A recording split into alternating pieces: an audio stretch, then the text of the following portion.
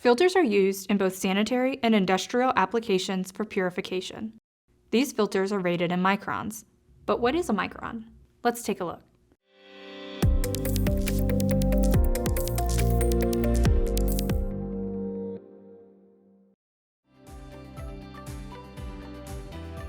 A micron is a unit of measurement for small particles.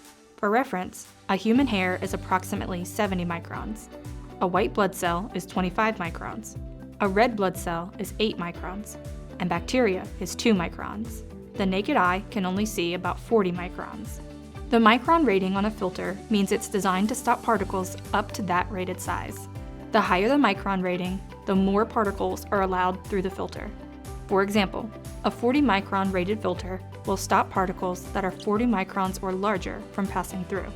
A filter rated for 5 microns will filter out even more, with only particles 5 microns or smaller flowing through the filter. Understanding microns plays an important role in selecting the proper filter for your application. Dixon offers a variety of filters with different micron ratings. Visit dixonvalve.com for more information.